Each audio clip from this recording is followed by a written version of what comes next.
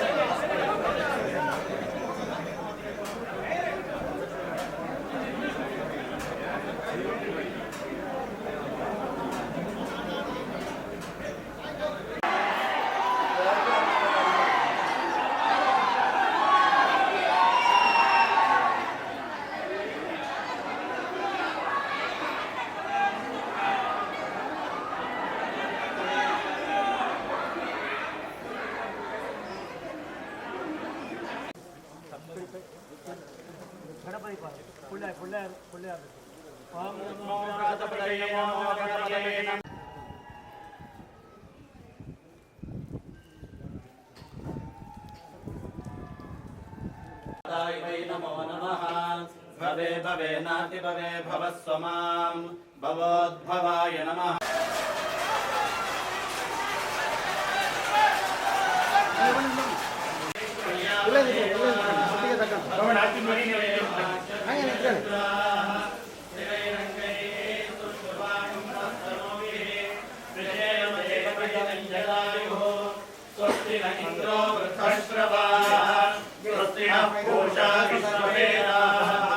स्वस्ति नस्ताशो